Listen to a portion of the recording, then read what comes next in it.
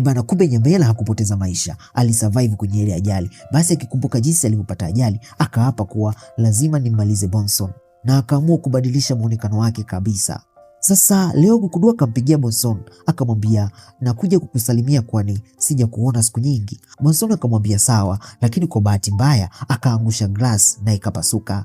Sasa hii ilikuwa ni ishara mbaya kuwa kuna jambo baya linakuja kutokea. Na kweli Nyamela Yang Kim akafika hadi kwenye kampuni la Ainisoft na akabadili jina na kusema naitwa Taeyang, ni mwandishi wa habari na nina appointment na bosi wenu. Mfanyakazi akampigia simu Min-hyuk na kumjulisha kuwa mwandishi wa habari ambaye una appoint naye kafika. Sasa kumbe Nyamela alishachunguza kabla na kujua kuwa leo Min-hyuk ana appointment na mwandishi mmoja wa habari, hivyo akaamua kujifanya yeye ndio huyo mwandishi. Min-hyuk alikuwa busy muda huo, hivyo akaombwa amsubiri kidogo. Sasa Gukudua anapofika akapishana na Nyamela, akahisi kitu, kugeuka kumwangalia akamuona ni Yang Kim. Alifikiri kafa, kumbe yuko hai. Basi wakaanza kuzichapa pale, lakini Nyamela kuona nazidiwa akamteka mwanamke mmoja. Gukudua ikabidi atulie. Nyamela akatoka na rift pale. Gukudua akapiga simu kwa Min-hyuk, lakini Min-hyuk alikuwa kwenye kikao, hakuipokea. Gukudua kazidi kumpigia, ikabidi atoke nje. Gukudua akamweleza kuwa Nyamela yuko kwenye kampuni lako. Min-hyuk akawapigia kitengo cha ulinzi na kuambia fungeni milango yote na hakuna mtu anayeruhusiwa kutoka nje. Huku Nyamela akaanza kutafuta ni wapi Bonson alipo. Min-hyuk naye akaenda kuhakikisha kwenye chumba cha surveillance, akamwona Yang Kim ni kweli ni mzima.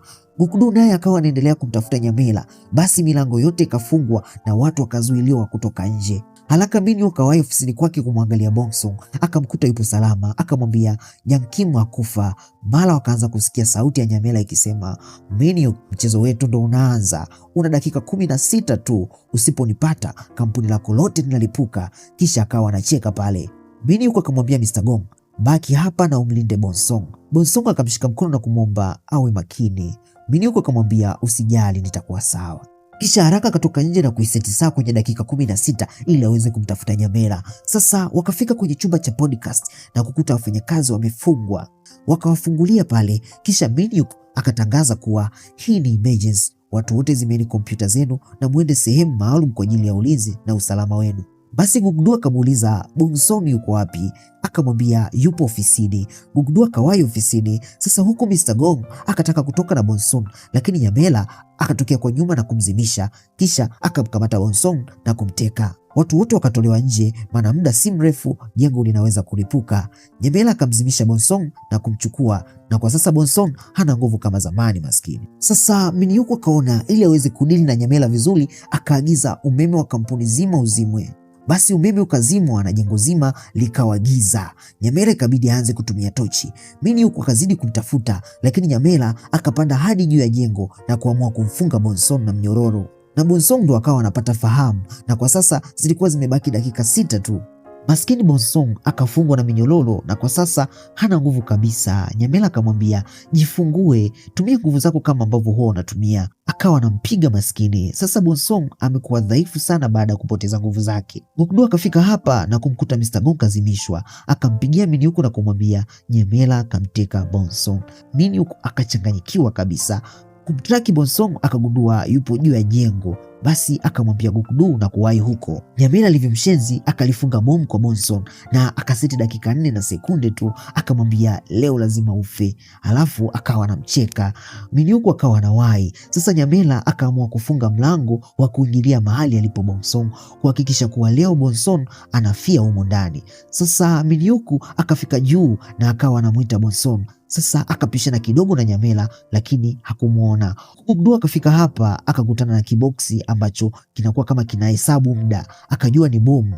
Sasa Min-hyuk kuangalia akaona kuna mlango pembeni umefungwa, akajua lazima Bonson atakuwa mle ndani.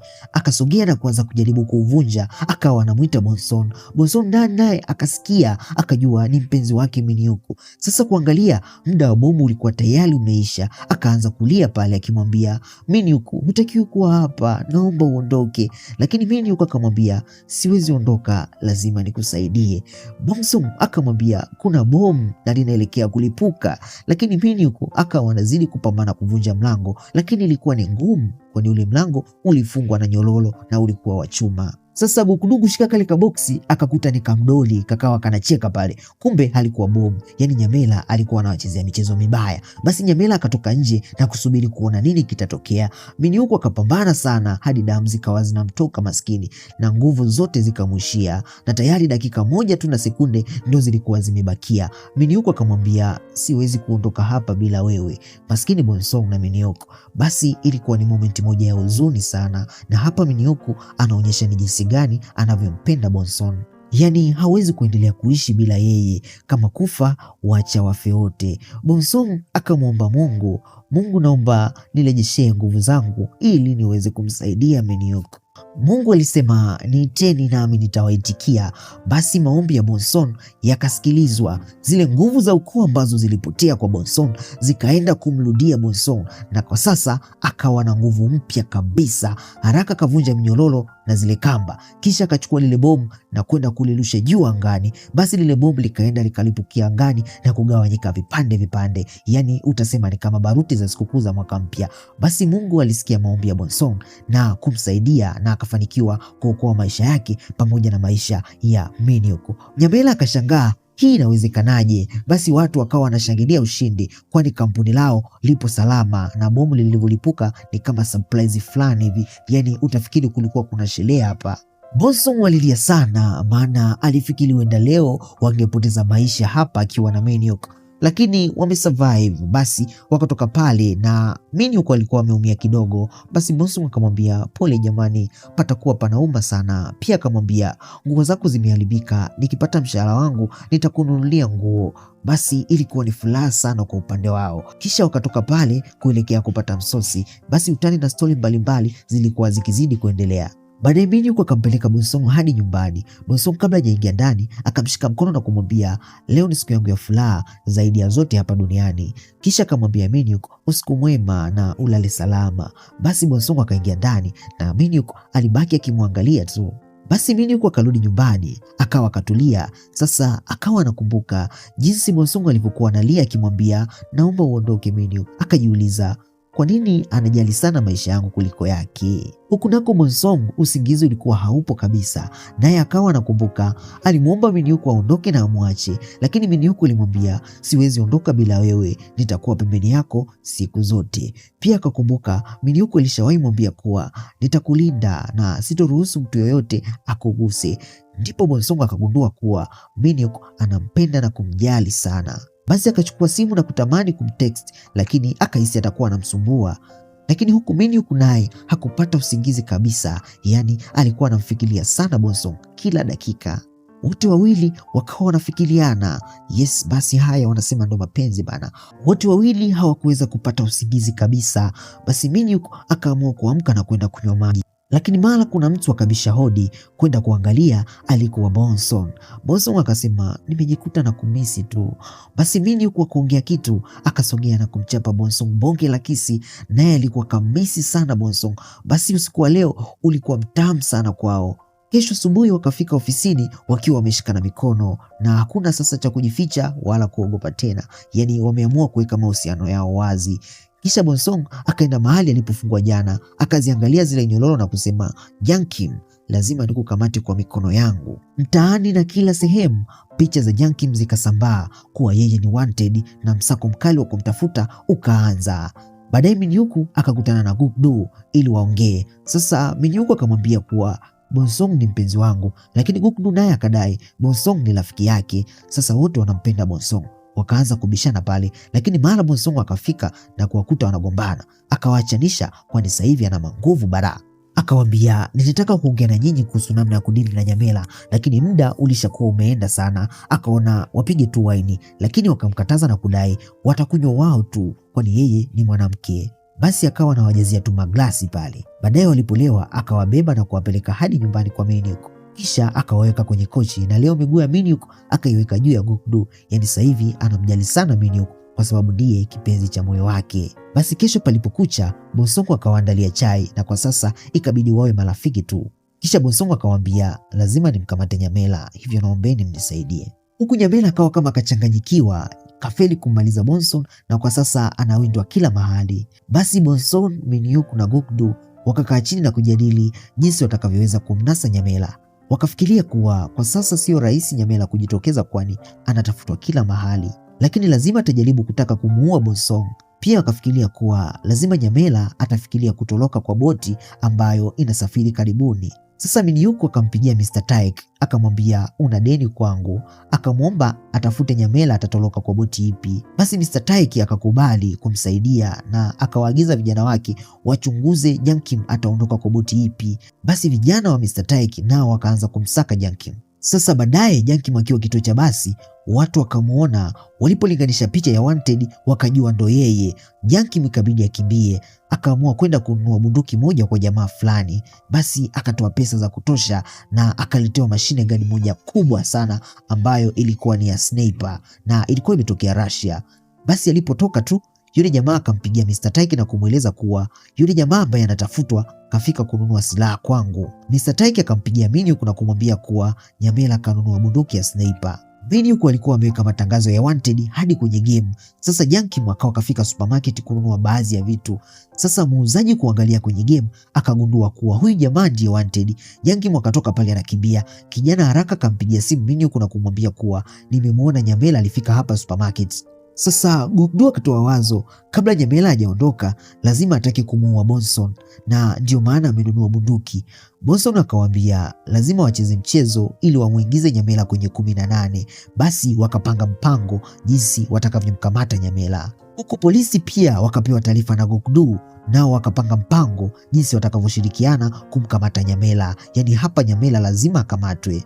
Baadaye Bonsong aliporudi nyumbani akachukua kitabu kimoja kati ya vile alivyopewa na bibi yake, akaandika, mimi Bonsong niliyewaokoa na wake watatu nitamkamata Nyamela kwa mikono yangu miwili. Sasa kesho asubuhi alipofika kazini, Nyamela akampigia simu. Alishatambua kuwa Bonsong ameshapata nguvu zake. Bonsong akamwambia, kama wewe ni mwanaume nataka tukutane kwenye jengo fulani baadaye usiku. Kisha akakata simu. Nyamela akaona no problem, bila kujua ni mtego. Bonsong akaenda kumwambia Minyuku na akamtoa wasiwasi kuwa asijali, hakuna kibaya kitamkuta.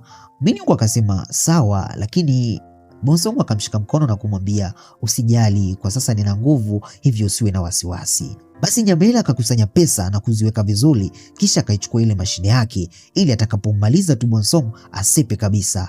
Huku Bonsong akajiambia, Jiang Kim, leo lazima nikunasi. Kisha akatoka pale na kuelekea mahali alipomwambia wakutane. Na kama walivyo plani, Minyuku alikuwepo pia sambamba na Gukdu kuhakikisha leo Jiang Kim ananaswa. Basi wakawa wanapiana ishara tu pale. Bonsong akaanza kumwita Jiang Kim makusudi na kumwambia ajitokeze ili waonyeshane nani zaidi. Jiang Kim akafika na kuangalia, akamwona Bonsong kafika peke yake. Basi haraka kaitoa mashine yake na kuiseti. Bonsong akawa anamsikilizia. Nyamela akamwekea Bonsong target, akacheka kisha akamchapa Bonsong risasi ya tumbo. Alipoona kampata tu akaamua kusepa. Gukdu akagundua alipo na kuanza kumfukuzia. Minyuku akawahi kwa Bonsong. Bonsong alikuwa kwenye hali mbaya.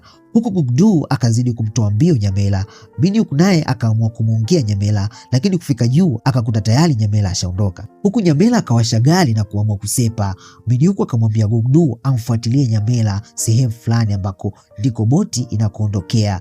Nyamela akafika hadi bandalini ili apande boti na aweze kuishia, lakini Minyuku naye akafika hadi bandalini. Nyamela kufika hapa akazuiliwa na Gukdu, ikabidi aanze kukimbia. Sasa walitumia akili moja kubwa sana, kwa sababu walijua tu kuwa bandalini kuna makontena. Minyuku alishakuwa na droni, hivyo akawa anatumia droni kumwelekeza Gukdu ni wapi Nyamela alipo. Nyamela akawa anashangaa, kila akijaribu kumpiga chenga Gukdu, Gukdu ipo naye. Yani ilikuwa ni mwendo wa mchaka mchaka. Lakini kufika hapa Gukdu akasimama. Nyamela kufika hapa kontena zikaanza kusogea na kufunga njia. Kisha Bonsong akatokea mbele. Nyamela akashangaa, maana aliona kabisa kamshuti Bonsong. Sasa kumbe Minyuku alimpa Bonsong bulletproof, na mda ule Bonsong hakuwa kaumia wala nini, bali alikuwa ana act tu ili wamchangane Nyamela, na akajifanya kama kafa hivi, lakini hii yote ilikuwa ni plani yao. Kisha akachukua nuts na kuanza kumchapa Nyamela na zile nuts, na zilikuwa zinauma balaa. Bonsong akamwambia, nilikwambia huwezi shindana na mimi. Nyamela akataka kukimbia, lakini alikuwa anasubiriwa na kina Minhyuk upande wa pili. Yani Minhyuk alikaa hadi chini aisee. Nyamela akaendelea kujikongoja pale, wakamwacha endelee kuhangaika, kisha Bonsong akamlisha keji na kumnasa kama panya vile. Hatimaye leo Jang Kim kapatikana baada ya kusumbua akili za watu kwa muda mrefu. Basi wao wakawa wamemaliza kazi na polisi wakafika na kumchukua mtu wao. Basi wanasema umoja ni nguvu. Kwa pamoja wamefanikiwa kumkamata Nyamela ambaye amewasumbua kwa muda mrefu sana, lakini leo hatimaye wamemnasa. Basi Mr. Taek naye kusikia Nyamela kakamatwa akafurahi sana kuona katoa mchango hadi Nyamela kakamatwa. Basi kila mtu alikuwa na furaha baada ya Nyamela kukamatwa. Bongking na Haejin pia mahusiano yao yakazidi kuwa mazuri zaidi. Yung pia akarudi kumsalimia Bonsong na wote wakawa na furaha sana. Nyamela akahukumiwa kifungo cha maisha kwa kosa la kumuua mwanamke mmoja na kuwateka wanawake. Na wanasema damu ya mtu haimwagiki bure. Basi alikuwa kama kachanganyikiwa hivi na akawa anajutia kwa yote aliyoyafanya, na haya ndiyo malipo ya ubaya. Basi Gukdu naye mwisho akakubali ukweli kuwa Minhyuk na Bonsong wanapendana sana. Akaamua kubaki kama rafiki mzuri kwa Bonsong, na kwa sasa akawa rafiki na Minhyuk na akawa wanafanya mambo mbalimbali pamoja. Na kama kawaida Bonsong akaendelea kusaidia watu kwa kuzitumia nguvu zake vizuri, na watu wakazidi kumpenda na kumkubali. Leo Minhyuk akawatoa out familia nzima ya Bonsong na wakawa wanapata lunch kwa pamoja. Basi ilikuwa ni furaha sana. Basi Minhyuk na Bonsong walikuwa wenye furaha sana, na baadaye wakaamua kuoana kwani wanapendana sana. Basi siku ya ndoa ikafika na wazazi, ndugu, jamaa na marafiki wakafika kwenye harusi. Mr. Taek naye hakukosa bana, lakini Gukdu pia alifika kuwapa baraka. Basi akampa mkono Minhyuk na kumpongeza kwa kuamua kuoa. Kwa sasa wao ni kama ndugu. Akamwambia hakikisha Bonsong anakuwa na furaha siku zote. Basi mzee akamchukua mwanamwali na kwenda kumkabidhi Minhyuk. Alikuwa na imani kubwa kuwa Minhyuk atamfanya Bonsong awe mwenye furaha siku zote. Basi Bonsong na Minhyuk walipendezana sana na sherehe ilikuwa tamu sana, iliyojaa furaha na tabasamu. Lakini naomba maoni yenu. Je, mnatamani baada ya hii series niwaletee series ipi? Basi andika hapo chini kwenye comment ili nijue unatamani nifuate na series ipi baada ya hii hapa kuisha. Basi mama wa Bonsong alimshukuru sana Mungu kwani Bonsong kapata mume mzuri ambaye alitamani ampate, lakini pia kaweza kupata nguvu zake tena baada ya mwaka na miezi kadhaa. Leo Bonsong akawa hospitali kujifungua. Minhyuk akafika na alikuwa na wasiwasi sana, mara wakasikia sauti ya vitoto vikilia. Alo, Bonsong alijifungua mapacha. Minhyuk alifurahi sana. Kunako Mr. Taek akapata taarifa kuwa Bonsong kajifungua watoto mapacha. Basi akafurahi sana na akaamua kutuma vijana wake ili waende kucheza na watoto, lakini walikiona cha moto, yani watoto walikuwa wanafumua mateke kama mama yao. Minhyuk aliporudi nyumbani wakamwambia, watoto wanatuonea, tunacheza nao vizuri lakini wanatufumua mateke. Wakaomba kuacha kazi. Ikabidi Minhyuk ndo acheze na watoto wake, na wote walikuwa ni wa kike. Basi akawa anawanyesha maziwa pale, lakini vitoto havina adabu, yani vikamfumua hadi baba yao. Muda huo Bonsong alikuwa akiwasaidia wafanyakazi kwenye ujenzi wa kampuni mpya ya mume wake. Minhyuk akampigia simu na kumwambia, watoto wamenishinda, nafanyaje? Yani ilikuwa ni vituko tu. Basi leo akapanda juu kabisa ya jengo moja, akawa anaangalia mji mzima unavyoendelea. Mara akasikia taarifa ya habari kuwa kuna wahalifu wanaoisumbua serikali. Akaruka toka juu hadi chini na kujisemea, nitahakikisha watu wanaishi kwa amani. Basi mpaka hapa mimi sina la ziada. Ni kushukuru sana kwa kuwa nami toka mwanzo tunaanza hadi sasa tumefikia mwisho. Basi naamini umeweza kuenjoy, lakini pia kama wewe ni mgeni usisahau kujiunga na familia hii kubwa ya John Recap ili uendelee kupata stori nzuri kama hizi. Mimi naitwa JD na hii ni John Recap. Basi naomba nikuage na tukutane katika recap mpya ambayo tutaianza karibuni. Bye bye.